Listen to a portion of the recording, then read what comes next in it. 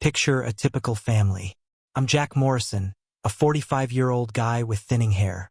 I try to stay in shape, though I haven't quite cracked that elusive six-pack. Losing a few pounds wouldn't hurt either. I'm not into facial hair, and I prefer wearing contact lenses to glasses. Emily, my wife, has a graceful figure with a small belly and a curved back, which I find appealing. She's an everyday woman. Not breathtakingly beautiful, but not unattractive either, so she doesn't usually turn heads. Even though she's 45, Emily wears glasses and insists on keeping her full name, no nicknames.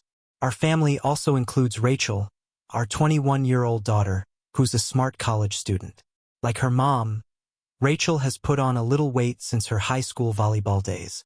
Though she's fiercely independent and advocates for women's rights, she still depends on us financially. Things have been a bit challenging lately, as I'm the only one bringing in money. I've chosen not to burden Rachel with student loans, and in exchange, she reluctantly agreed to stay at home. Despite our modest living, Emily and Rachel enjoy a life of luxury, while I drive an old F-150, and they cruise around in expensive luxury sedans. Unfortunately, our house doesn't have much equity, thanks to their lavish lifestyle, which was paid for with housing loans. Finding a way out of our financial mess feels impossible. Our suburban life tends to follow a familiar routine, with the occasional neighborhood party thrown in. We're not particularly close with our neighbors, but it's a way to spend the weekends. We've grown close to our next-door neighbors and another couple from the street over. Their daughter, Olivia, is Rachel's best friend. When Rachel left for college, Olivia felt a deep sense of loss. Like Emily, we spent a lot of time together, and now I feel that same void. Even though I've gotten more involved in volunteer activities, it hasn't quite filled that gap. One evening, I asked Emily if she was happy. She looked a little puzzled and asked me what made me happy. I told her I was content with my life, but lately, she seemed distant and lost her usual spark. I missed the easy moments we used to have together, especially with Rachel. Maybe I was just a little bored. I wondered if I was doing something wrong or if there was something I should be doing for her. Emily reassured me, saying everything was fine, and she didn't have any complaints.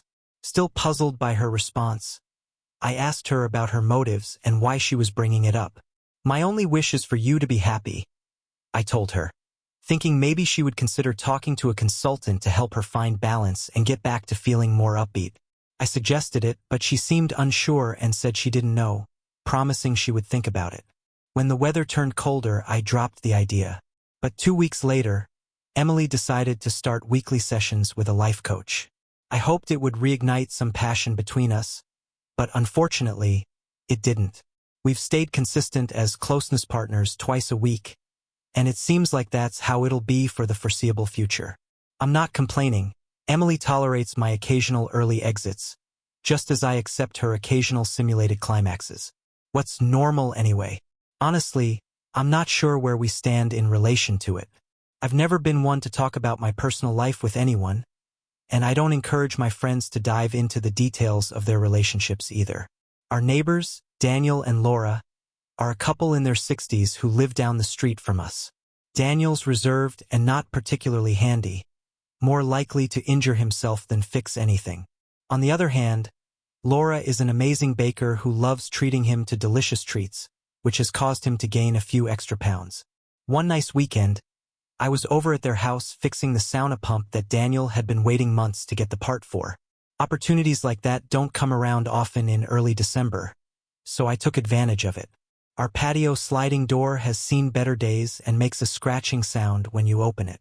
That familiar noise caught my attention. If it's not Emily coming back from her mom's, it must be Rachel. I confirmed it when I heard her voice. He must be inside somewhere. His car's parked outside. It had been a while since I'd seen him. I was in the backyard, sitting in the gazebo. Have you ever thought about it? I paused, realizing Rachel was deliberately trying to keep this conversation from reaching my ears. Oh my God, Mom, you're so behind. Maybe you should give Ethan a chance. Olivia says he's pretty experienced and eager to please. Maybe that's just what you need to break out of the bedroom routine. What's going on here? Emily shared our bedroom issues with Rachel. We clearly have some unresolved problems, but she never talked to me about it. Where did this sudden revelation come from? And why would she trust our daughter with this? That doesn't feel right. I understand you need time to think things through.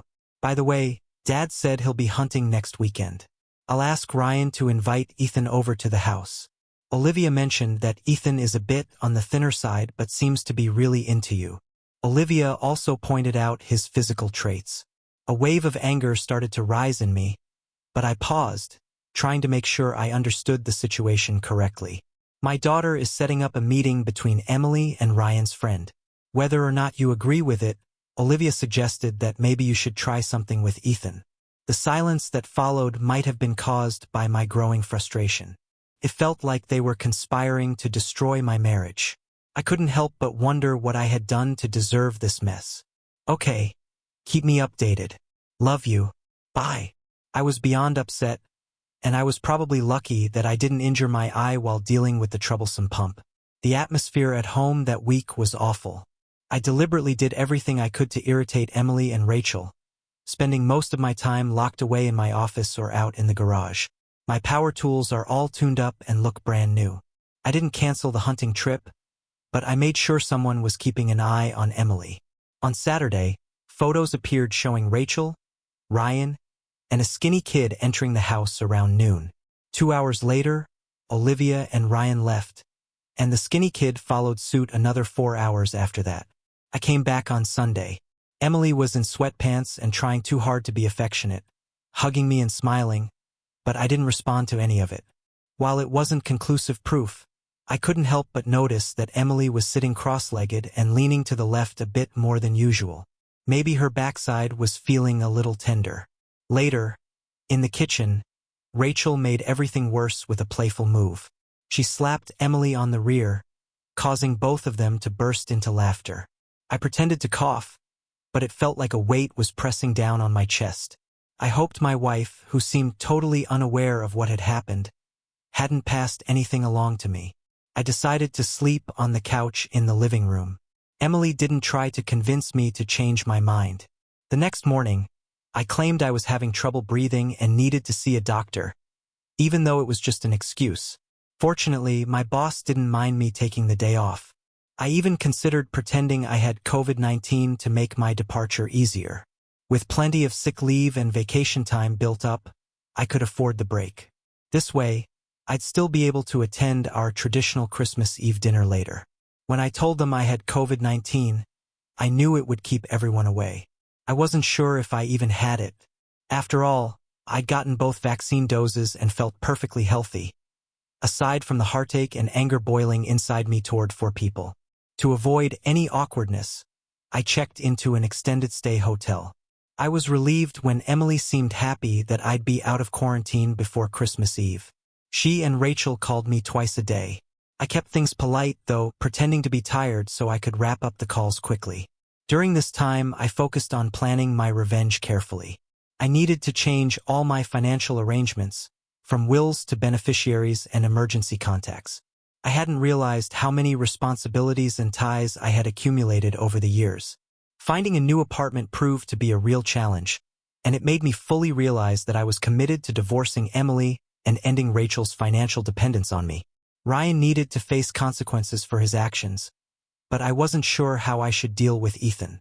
When someone's overwhelmed with anger, they can have a lot of thoughts and ideas. If I acted on most of mine, my future plans would be in jeopardy. One idea, inspired by something I had seen in the news, was to hire an escort to trap Ryan, kind of like a company tactic to get rid of unwanted employees. But this plan would hurt Rachel, and in my mind, she didn't deserve any of that. As Christmas approached, we sat around the dining room table, admiring the plastic tree with its flashing red, white, and green lights and inhaling the festive scent of pine cones. Over the past 23 years, we had turned these annual gatherings into a tradition, but not everyone made it to the first 2 meetings. Emily worked tirelessly in the kitchen, and now we were all gathered around the table, enjoying the meal. Normally, at this point, I'd take a moment to express my gratitude, but not tonight. As I stood up to make a toast, it was clear that my words wouldn't be lighthearted. I turned to Ryan and casually asked, "So, what do you think of Sophia?" The question drained all color from his face and immediately caught Rachel's attention. Rachel had been in a relationship with Ryan since high school, and it was almost unimaginable to think anyone would question that they'd be together forever. Ryan hesitated, looking confused about who Sophia even was. His response was unconvincing. It was as if he'd rather jump out of a speeding train than answer. Resorting to the classic politician's move, he mumbled that he didn't recall hearing that name. But I wasn't buying it. I decided to play my hand. I quietly activated an audio recording on my phone, capturing Sophia's voice clearly saying, "Oh, Ryan, you're great. It's so good to see you again." I quickly turned off the recording, hoping that the sound waves would carry my doubts away along with them. Rachel, however, completely lost it. She went into a rage, accusing Ryan of betrayal and demanding he leave immediately. I quickly positioned myself behind him, holding him back. Both Ryan and I managed to fend off Rachel's desperate attempt to physically confront him. I told Emily to take Rachel into another room to calm her down, noting that Rachel was acting like a wild animal. I needed to have a serious conversation with Ryan. Emily forcefully led Rachel out of the dining room and into the kitchen. The commotion didn't go unnoticed, as a string of expletives filled the air, increasing the tension that already hung in the room. I didn't waste any time. I explained to Ryan what was about to happen next. I made it clear that he needed to warn Ethan to stay away from me, as the consequences of meeting me would make Ethan regret ever crossing paths with me. Ryan was sternly warned that his involvement was completely unacceptable, and I told him I no longer wanted to even look at him. The look on Ryan's face told me he understood how much his position had diminished and how few options he had left. I handed him an envelope.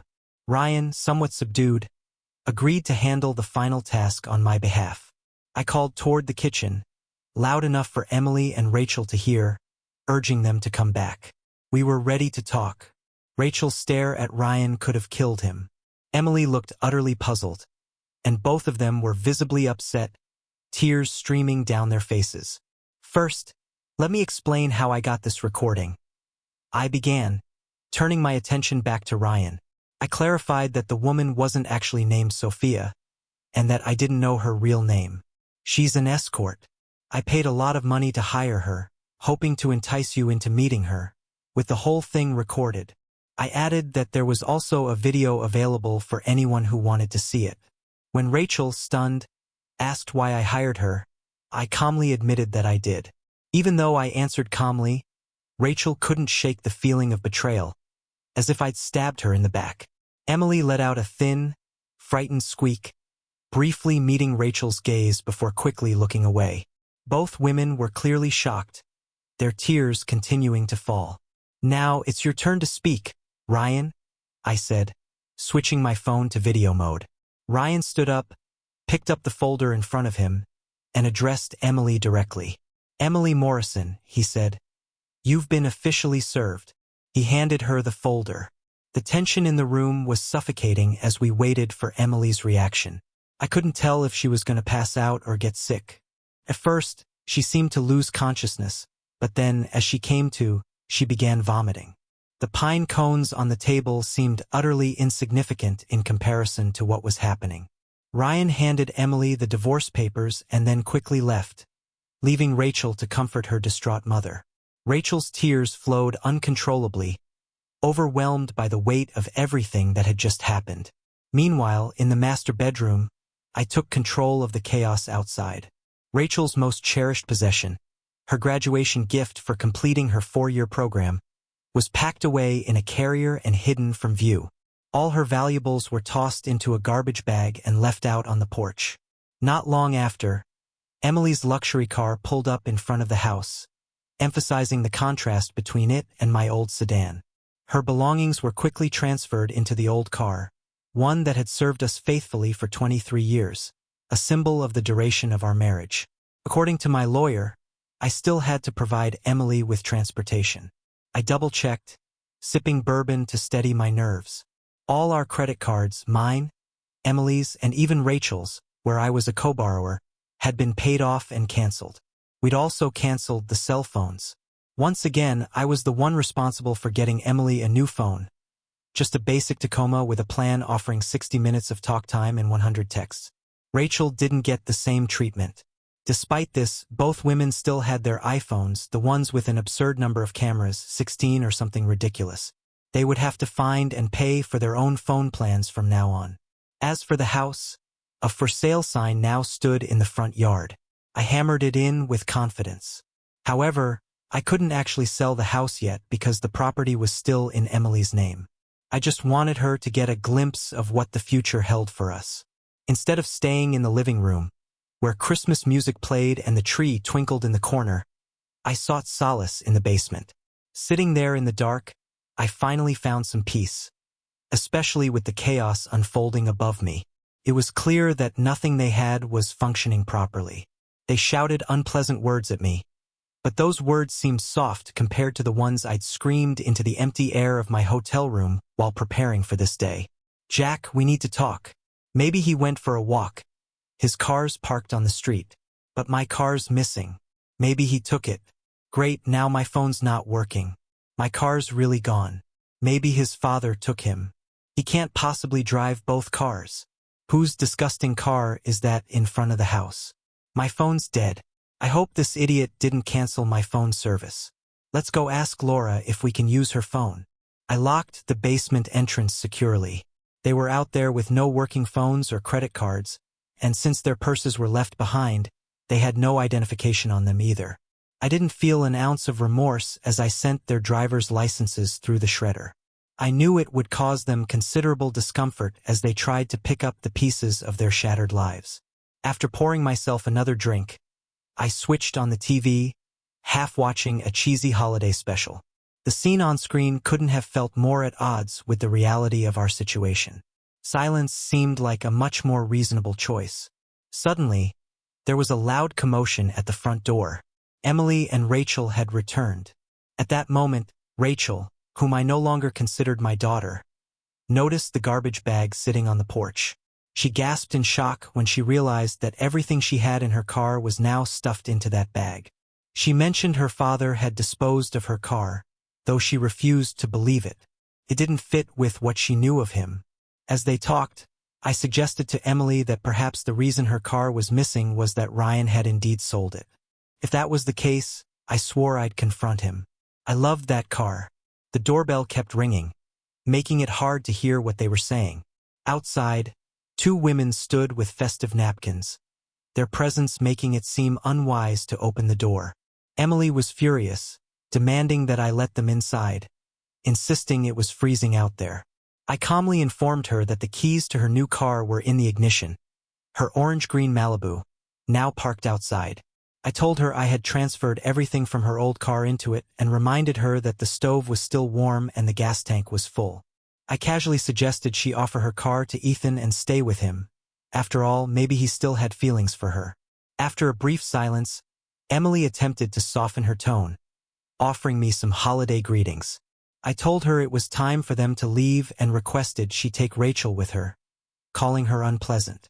Eventually, the aging Malibu roared to life. It was far from perfect, its muffler sounding like it had seen better days, but I didn't care. The guy practically gave me the car just to get rid of it. I had no intention of spending money to fix it. Without a word, they drove off, the old car rumbling down the road. It had been a while since I'd heard of anyone getting poisoned by carbon monoxide from a faulty muffler. Maybe this time luck would be on my side, but I didn't expect it. An hour later, my father-in-law's number appeared on my mobile screen. While we weren't exactly close friends, we communicated well enough. "Hi, Jack," he greeted me. "I have a couple of upset women here, and I thought you might understand the situation. Call me. Oh, and Merry Christmas." I turned off the sound on my phone, sipping my eggnog mixed with fizzy drinks, letting the adrenaline slowly dissipate. The flickering lights of the artificial Christmas tree softly lulled me into a peaceful slumber.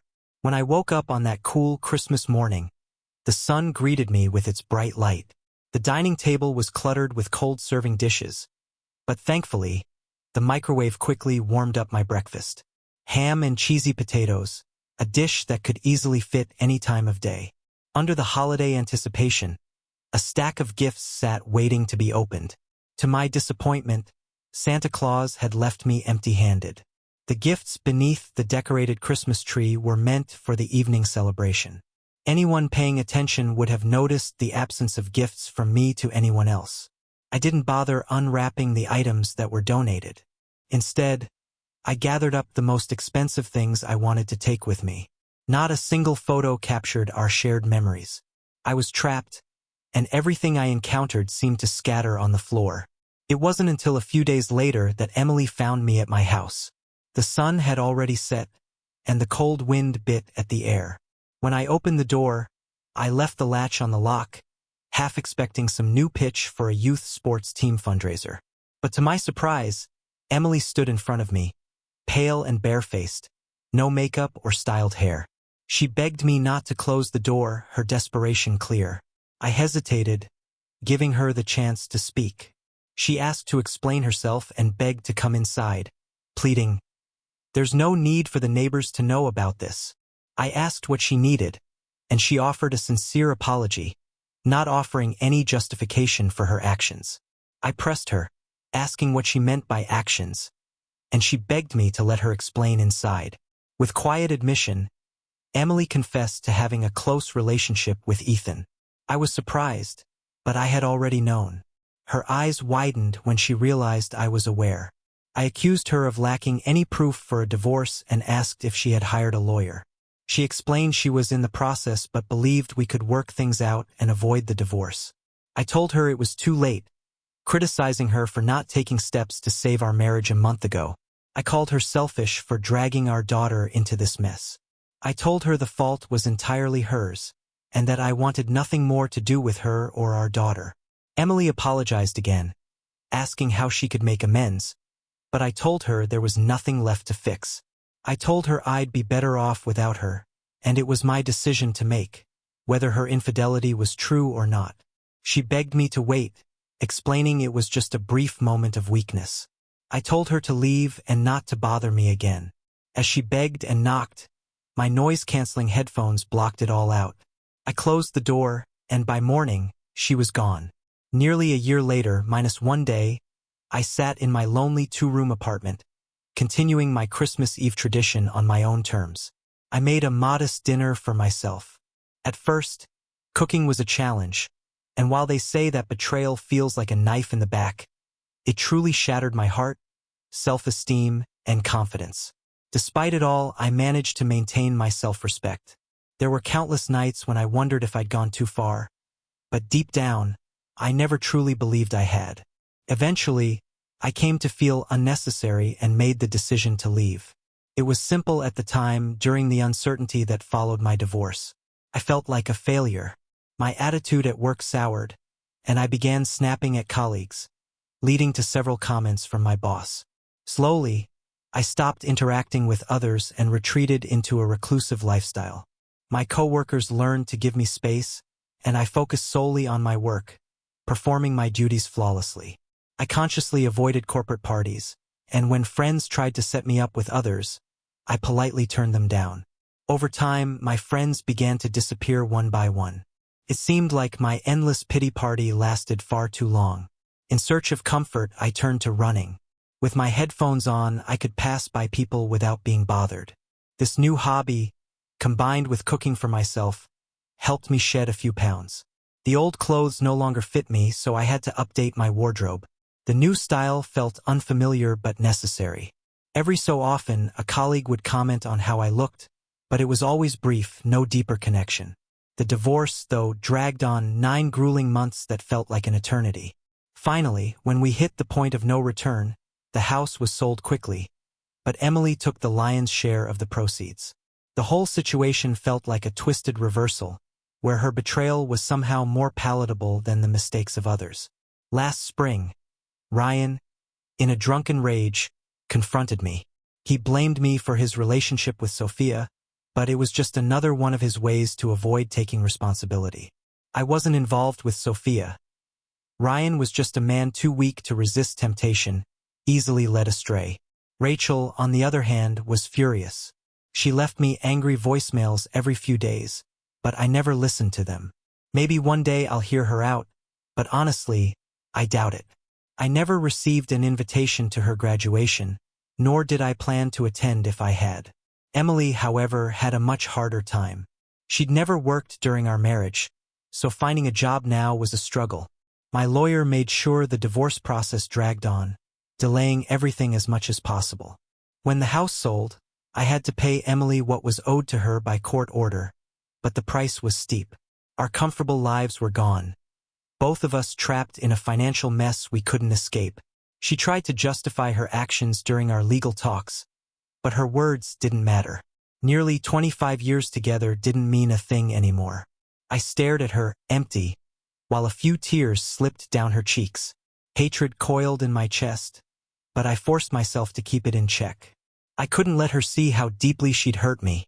A year later, Christmas Eve arrived again. I spent it in my apartment, keeping the tradition alive, though it felt hollow. Lily, a friend who was going through something similar, joined me. There was no romantic connection between us. We were just two people who needed someone to lean on. After cleaning up, she led me to the living room. We danced, held each other, and for a brief moment, I felt something like warmth again. But it didn't last. After a while, Lily wiped a tear from her eye and left. She and I were both scarred, carrying our own emotional baggage. Rachel's voicemails had changed. She was apologizing now, but I didn't feel the need to respond. I didn't care much when my mom told me that Emily had moved in with someone else. I felt no anger or surprise, just indifference. Slowly, I started talking to people again. Former colleagues steered clear, and the new ones found me odd. I never had an easy time making friends, but with Lily we had a connection. She left, though. She was just another casualty of my journey. In late January, I received a letter from Rachel. I hesitated to open it, not knowing what to expect, but curiosity got the better of me. Inside was an apology and a selfie. She was holding her round belly, her face heavy with regret. The note read, "Daddy, I'm sorry for everything. I'm pregnant. I don't know if you can accept your grandson, but if you can't, I understand. With love, Rachel." The return address showed Rachel had moved, but there was no mention of a husband, no signs of a wedding ring. I stared at the photo, trying to make sense of it all. Despite everything that had happened, my desire to be a grandfather hadn't faded. I needed a few weeks to process the letter before I could even think about responding.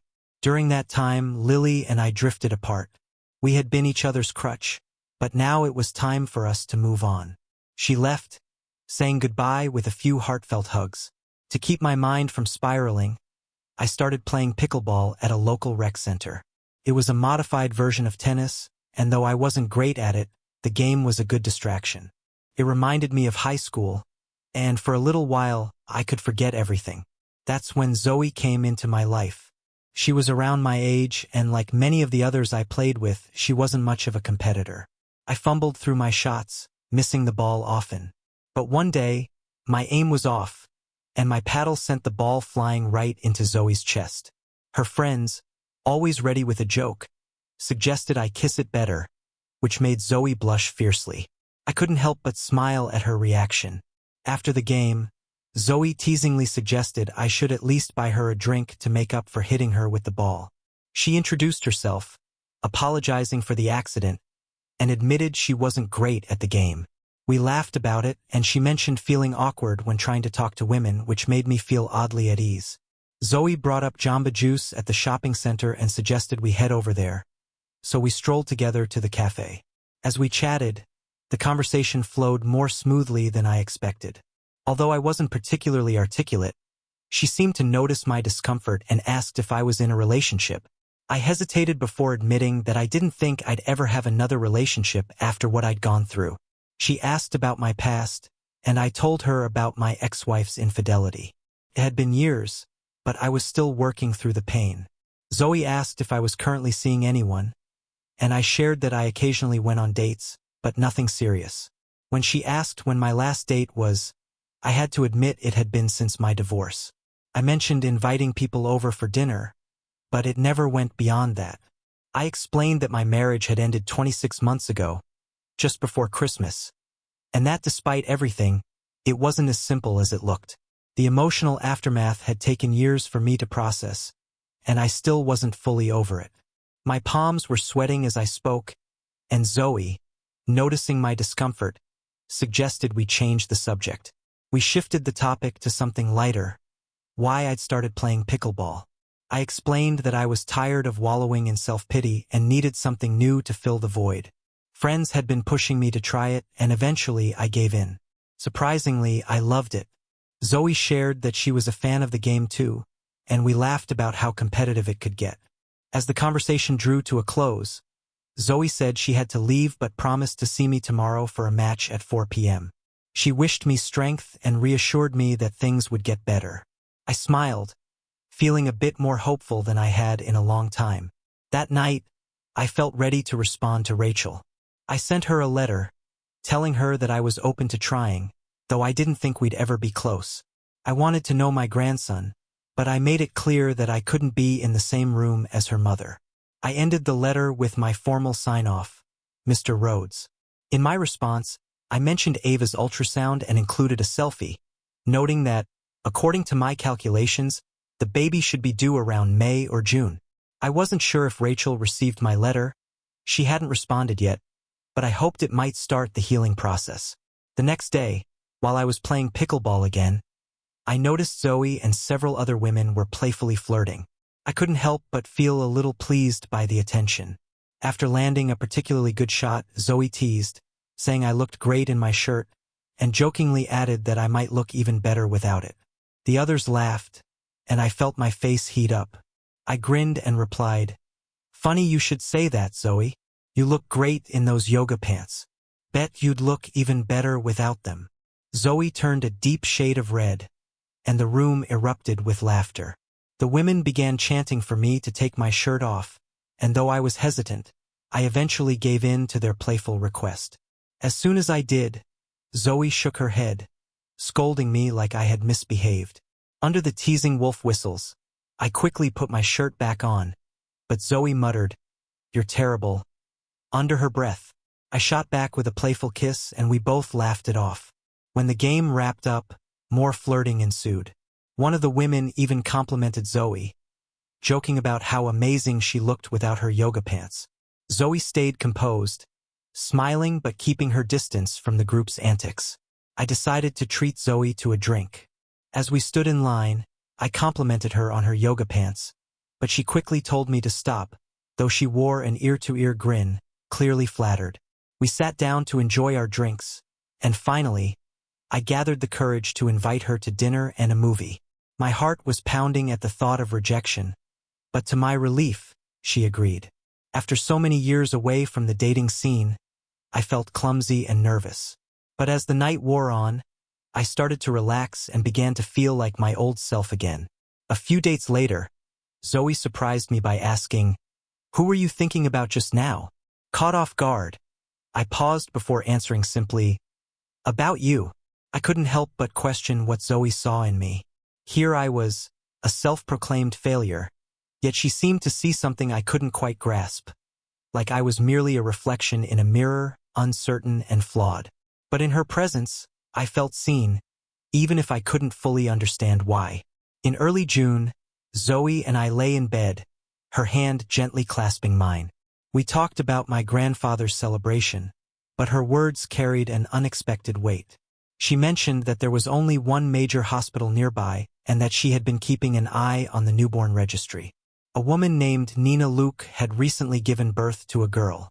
I felt a strange sense of relief wash over me as I processed the information. And then, in that intimate moment, Zoe's warm lips revived something in me. Something I hadn't felt in a long time.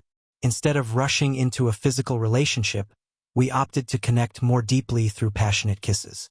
As our bodies rested against each other, I found comfort in her presence, feeling a rare kind of peace. But beneath that peace, uncertainty lingered. I wondered how to move forward. Sending flowers felt like an appropriate gesture, not overflowing with love, but a simple acknowledgement of her newfound motherhood. The day after I sent the flowers, I received a letter from Rachel. The words inside unsettled me deeply. As I read, It was clear that Rachel had wrestled with her own guilt and remorse. She expressed that, as a father, I should know the emptiness of her apologies, but she also believed in their authenticity. She recalled the painful breakup, the chaos she'd caused, and her bitterness toward me. Rachel acknowledged how she had hurt me by taking away my car, my phone, and altering my life for months. Her actions had been selfish and immature, and she now saw that. Rachel told me she had changed, that she'd shed the bitterness and regret that once consumed her. She cried as she recounted her past mistakes, calling them evil. She apologized for what she had done, expressing a deep desire to reconnect, if only to bring me back into her life. She wrote that she'd learned a hard lesson about good versus evil, weakness versus strength, and wanted to offer me a chance at a relationship. She even mentioned that she had named her daughter Chloe after my mother. I sat with the letter for a while, absorbing her words. Despite the pain she had caused, there was a part of me that longed to know my grandchild. Rachel and Chloe were living in a modest apartment, and Rachel extended an invitation to visit. She said that, if I was open to it, I could spend time with Chloe when she wasn't around. I shared the letter with Zoe, who, after reading it, believed Rachel's apology to be sincere. But I was still cautious. I didn't want Zoe caught up in Rachel's mess, knowing the damage Rachel had done in the past. Zoe held me, kissed me, and reassured me, insisting I had nothing to fear. She said she was strong enough to protect herself from anything unwanted.